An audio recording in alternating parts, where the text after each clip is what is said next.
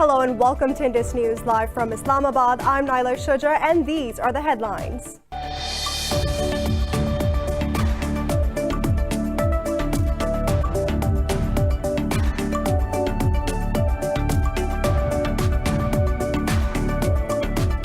Human Rights Watch has endorsed Azerbaijan's statement that Armenian forces used banned cluster bombs in attack on Brada city. It urged the Yerevan to stop using cluster bombs in the ongoing conflict over the Nagorno-Karabakh region. At least 21 civilians were killed and 70 others injured on the attack on the 28th of October.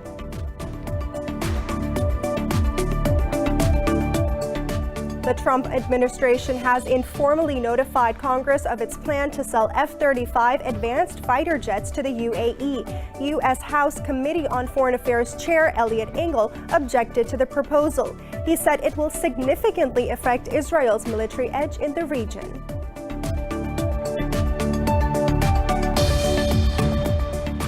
The world has surpassed 45 million new coronavirus cases with more than 1.18 million deaths. The U.S. has reported a record daily of COVID-19 cases with more than 87,000 people testing positive overnight.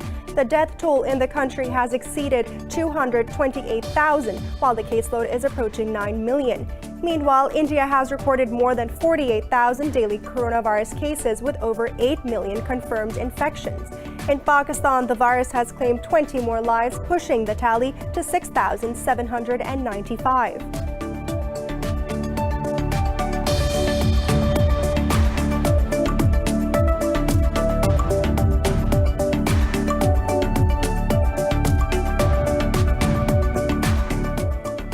Muslims are celebrating the birthday of the Holy Prophet Muhammad, peace be upon him, with religious fervor and solemnity. In Pakistan, after special prayers and congregations overnight, the day started with a 31 salute in the capital federal and 21 salute in the provincial capitals.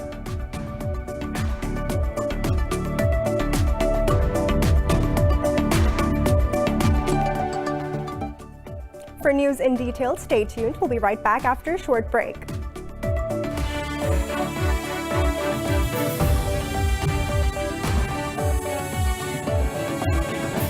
Welcome back. The Human Rights Watch has endorsed Azerbaijan's statement that Armenian forces used banned cluster bombs in an attack on Brada city. At least 21 civilians were killed and 70 others injured in the attack on October 28th. The watchdog said it analyzed photos of cluster munition remains taken by international and local journalists at and near the attack scene. It concluded that Armenian forces either carried out the attack or supplied the munitions to the Nagorno-Karabakh forces.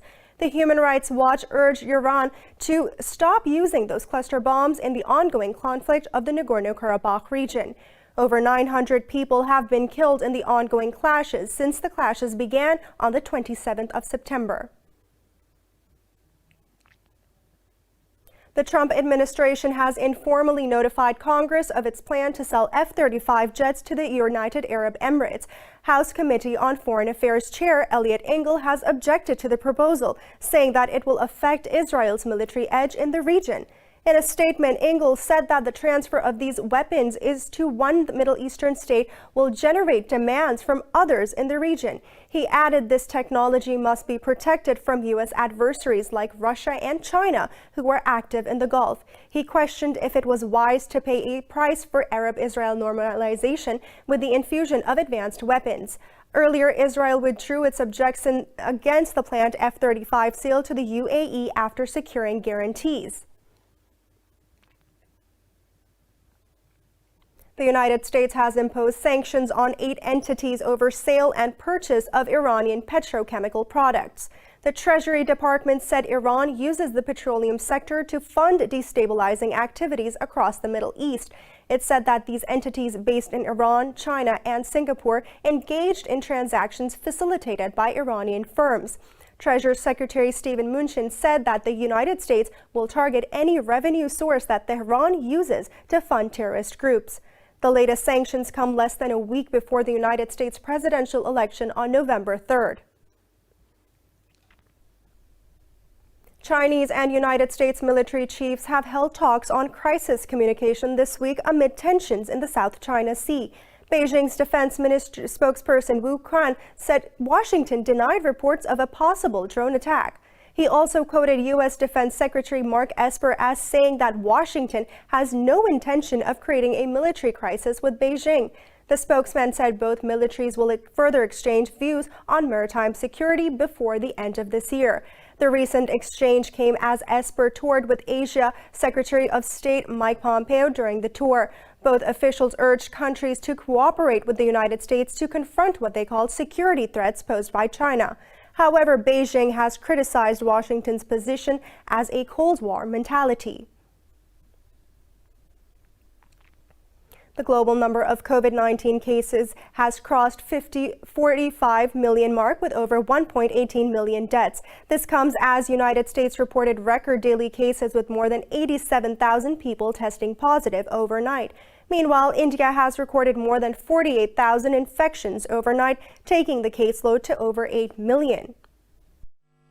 In a complete reversal of recovery, the coronavirus is tormenting nations beyond hope as cases surge. A recently traced variant of the virus originating in Spain is being considered responsible for the devastating second wave in Europe. To fight the virus, European Union leaders have agreed to increase coordination on testing and vaccination strategies. Numbers of cases are rising, numbers of hospitalization are rising, numbers of deaths are rising, not as fast, fortunately, because we understand better today how to treat COVID patients and how to deal with the disease. But the spread of the virus will overwhelm our healthcare systems if we do not act urgently. The number of confirmed cases in the United States is approaching the 9 million mark, with over 228,000 deaths. But President Donald Trump has ruled out any possibility of reimposing a nationwide lockdown.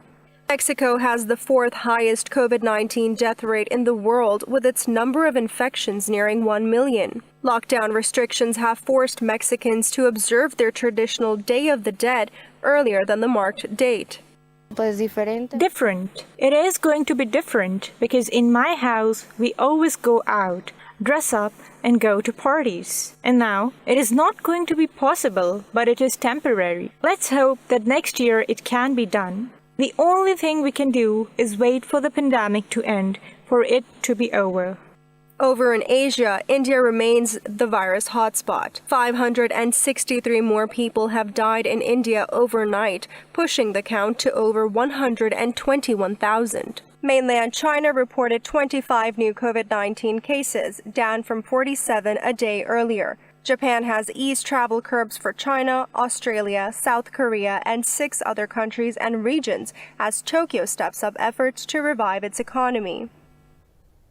In Pakistan, over 1,000 people have tested positive for COVID-19 overnight. The virus has claimed 20 lives in the last day, pushing the death toll to 6,795.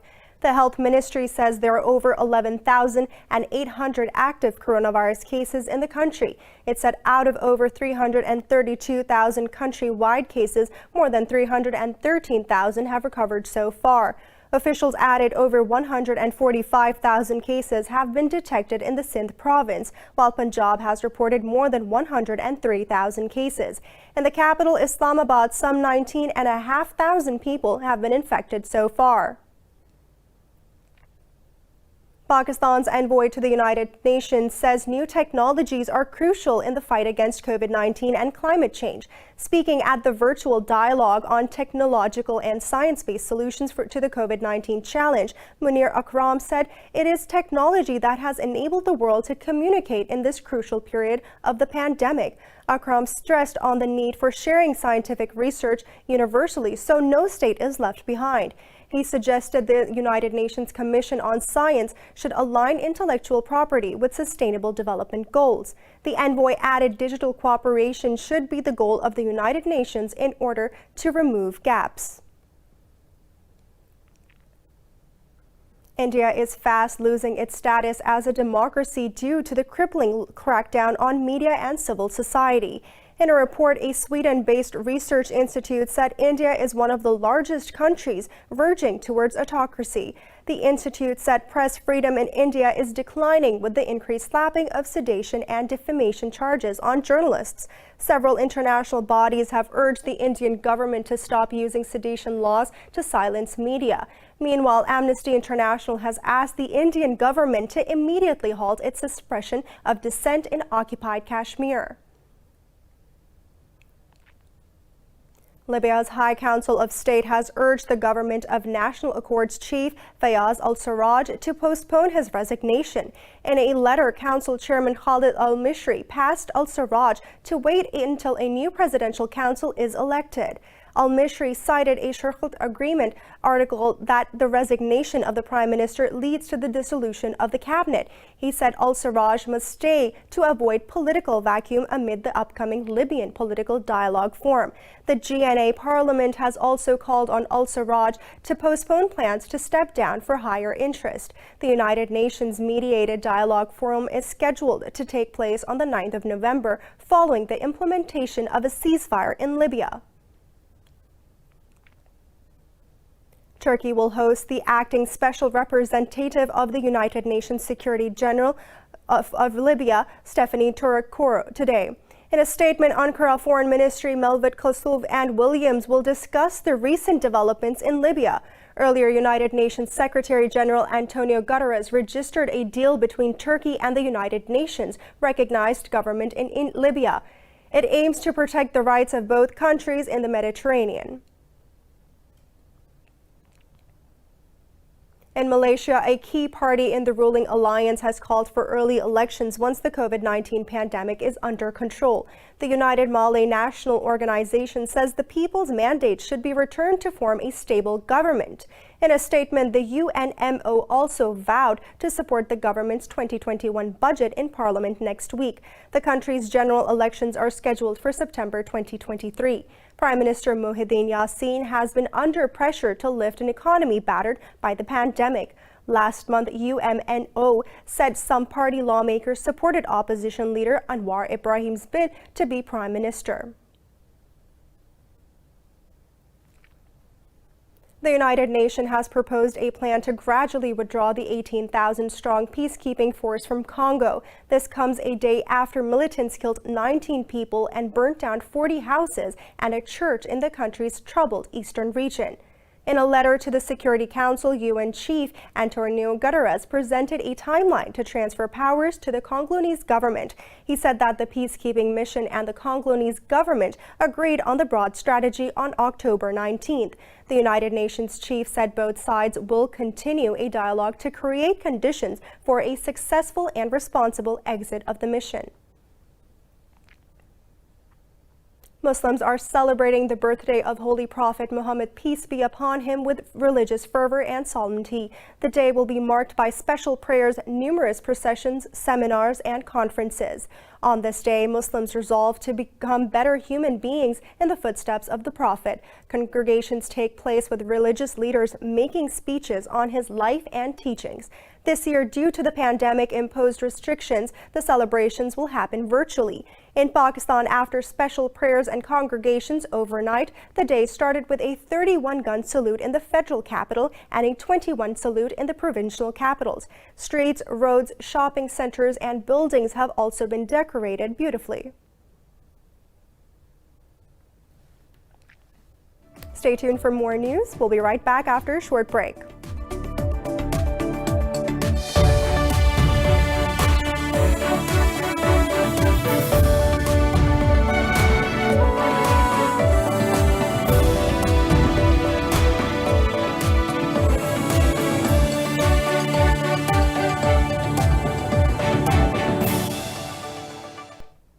Welcome back.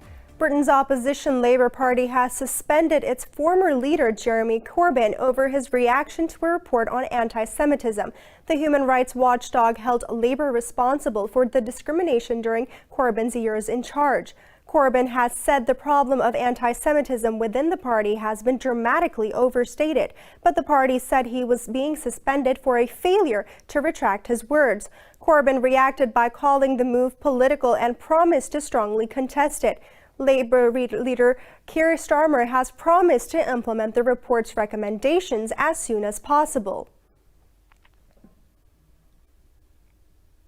New Zealand has voted to legalize the use of euthanasia, but on its course to reject the recreational use of cannabis. The vote makes it the 7th country on the world to legalize assisted dying. People voted on the 2 referendums this month while casting ballots during a general election. Re-elected Prime Minister Jacinda Ardern backed both the bills in her campaign. The Electoral Commission says preliminary results show over 65% of voters were in the favor of the end-of-life choice bill. But when it came to the question of legalizing marijuana, the commission said 53.1% opposed it. The United Nations says at least 140 Europe-bound migrants have drowned off the coast of Senegal after their boat capsized. In a statement, the United Nations Migration Agency said it was the deadliest shipwreck recorded this year.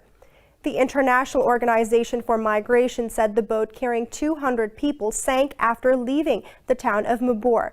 It said the Senegalese and Spanish navies have rescued some 60 people. The agency said migrants' arrivals in the Canary Islands from West Africa have quadrupled this year. The surge has happened as other routes through Libya or Algeria are blocked off by tougher controls. In New York, strong winds caused a crane to spin, making debris fall from a skyscraper in Manhattan. New York Fire Station Department says that there is still some debris precariously hanging from the building. In a statement, the FDNY said no one was injured in the incident. It said rescuers found a tower crane with a cable hanging from the boom that was a little lower than it should have been. It said that the crane was secured, but it added to the operation to clear the debris is going to be a long one due to the wind and fog conditions. South Korean officials have released video warning residents about virus resurgence ahead of the Halloween weekend. More on this report. Halloween this year should have been ripe with possibilities, but unfortunately, the holiday is happening in the midst of a pandemic. In a bid to contain COVID-19 transmission, officials in South Korea's capital city of Seoul are warning citizens with creative posters and videos. They have advised people to host Halloween parties online. Seoul City, along with Justice Ministry, National Police Agency, and Ministry of Food and Drug Safety will expand the joint inspection team into 24 groups with 140 officials and will intensively check dancing clubs today and tomorrow. Don't end up a real ghost while enjoying Halloween, reads the caption on one poster in Seoul. Another warned this year's party could really turn scary. Some 14 nightclubs have already been shut after failing to adhere to social distancing guidelines. The city plans to reap immediate results from infectious disease prevention measures by ordering a 2-week ban on gatherings for the facilities that violate the guidelines from the next day. South Korea has been praised for quick recovery and effective action against the COVID-19 pandemic, but it saw a resurgence in cases in May after an outbreak linked to nightclubs and bars in Seoul.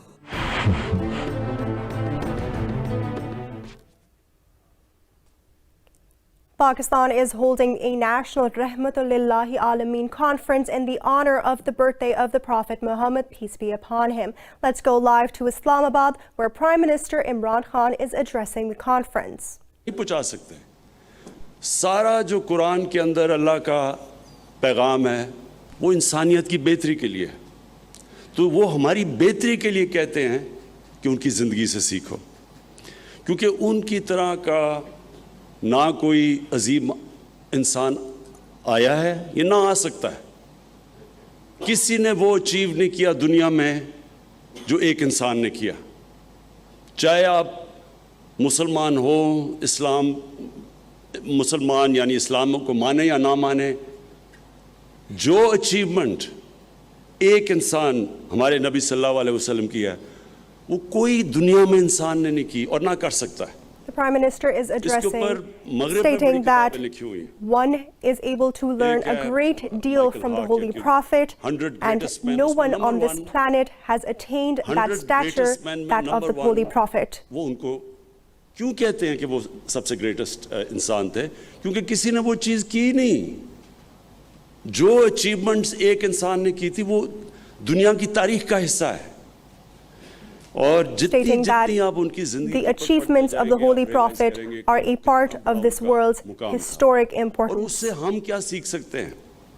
इसलिए अल्लाह ने हमें हुक्म दिया था। तो एक तो मैं पहले शुरू करूं ये माहौलियात पे। तो उनकी एक हदीस थी कि इस दुनिया अगली दुनिया के लिए इस तरह रहो कि आपने कल मर जाना है, लेकिन इस दुनिया के लिए इस तरह रहो कि आपने 1000 साल जिंदा रहना है। अब जितनी भी आप इसकी गहराई में जाएंगे आपको समझ आएगी कि आज दुनिया के मसले मसाइल इसी चीज में फंसे हुए हैं कि हमने आगे का सोचा ही नहीं। Stating that we are हम दुनिया में इस तरह रहे human beings are too caught up in the worldly ideas rather than what awaits in the hereafter. मौसम की तब्दीली है, ये क्यों हो रही है? क्योंकि इंसान दुनिया में इस तरह नहीं रह रहा कि वो सोचो कि आने वाली नस्लों को किस तरह की हमने दुनिया देनी है। Prime Minister Imran Khan is stating that mankind is not living life and thinking of the hereafter as they live. एक ज़मीन बदल जाती है जब जिधर ज़्यादा दरख्त हो, साफ हवा, सब कुछ पता है। लेकिन उसके अलावा ये जो ग्लोबल वार्मिंग है, जो मौसम गर्म हो रहा है, इसके जो असरात है वो तो बहुत बुरे असरात हैं, ख़ास तौर पे हमारे इस खत्ते के लिए, क्योंकि हमारा दरियाओं में पानी आता है ग्लेशियर से, और जैसे जैसे मौसम गर्म होता जाएगा ग्लेशियर्स पिघलते जाएंगे। तो आगे अगर इसी तरह चलता रहा तो आगे ऐसा टाइम आएगा कि हमारे दरियाओं में पानी बहुत कम हो जाएगा। तो इसलिए ये जो मैं तो एक ही हदीस की बात कर रहा हूँ, लेकिन आप जितनी भी उनकी ज़िंदगी को स्टडी करेंगे उसमें आपको नज़र आएगा कि एक इंसान जो अल्लाह ने भेजा था उसने सारी दुनिया को कैसे तब्दील किया, उसके अंदर क्या क्वालिटीज़ थी, उनका कैरेक्टर क्या था, उनको देख देख के लोग लीडर बन गए। Further stating that अंग्रेजी की किताब है through the guidance, through the character of the Holy Prophet, further future generations are able to understand and learn from him to become better. कभी भी इतने थोड़े वक्त में इतने अजीम इंसान दुनिया में नहीं आए।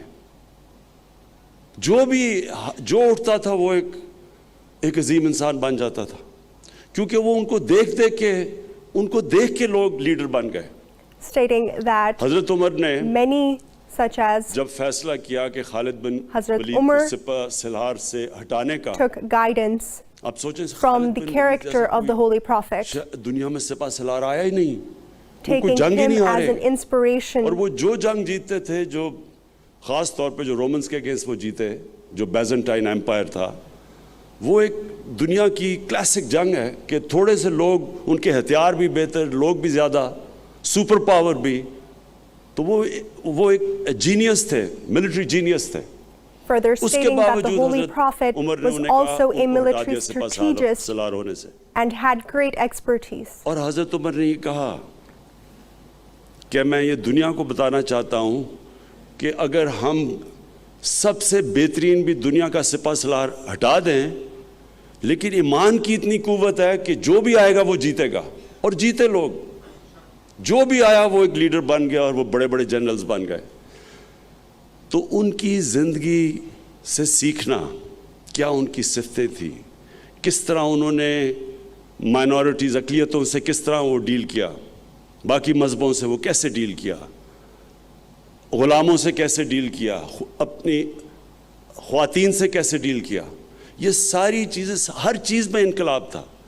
और उनका जो आखिरी खुतबा था, आज आप यूनाइटेड नेशंस का चार्टर पढ़ लें, उससे मिलता ही है बिल्कुल। यानी वो हमेशा के लिए उनकी बातें थी और वो हमेशा के लिए इंसान Prime Minister Imran Khan is stating that the ideals or the character and the guidance of the Holy Prophet was not just focused on one specific era or epoch, but rather for the all of time or the further of time, as his advice and guidance and through his character, people are able to progress and move forward collectively. बच्चे उनकी जिंदगी से सीखें।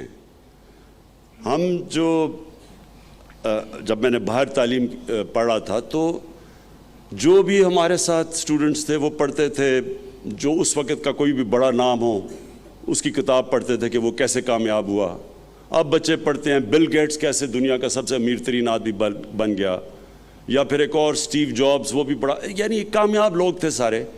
तो हमारे भी youth उनको पढ़ती है कि वो कैसे कामयाब हुए, लेकिन नबी सल्लल्लाहु अलैहि वसल्लम से तो कोई ज्यादा कामयाब इंसान हुआ ही नहीं, ना हो सकता है। is discussing how the youth of today is far more focused on personalities such as Steve Jobs and that of Bill Gates, rather than those religious and more important scholars and prophets such as the Holy Prophet Muhammad, and how they have changed and built communities that have lasted through decades and so forth. इलामा इकबाल का जो सारा शाहीन का concept है मर्द मोमन का, वो क्या है कि जैसे जैसे इंसान उनकी सुन्नत पे चलता है।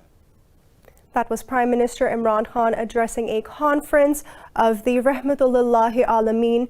And in that conference, he was discussing the importance of the Holy Prophet along with the importance of his character, as well as that of the progression of Islam and how important Islam is for the young generation of Pakistan.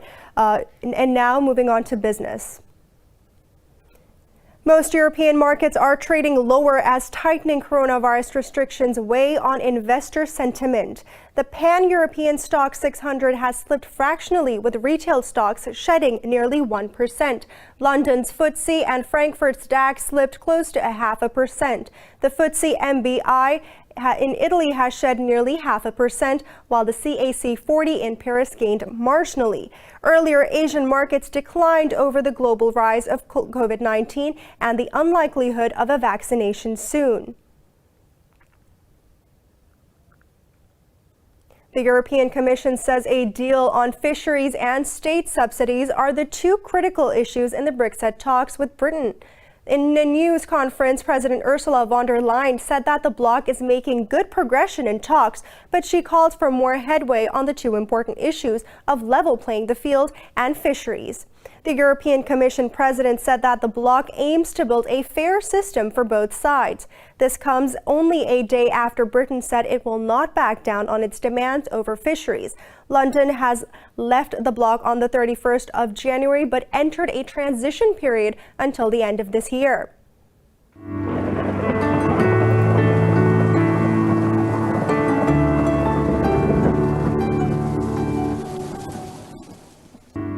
And now it's time to take a look at the weather around the world.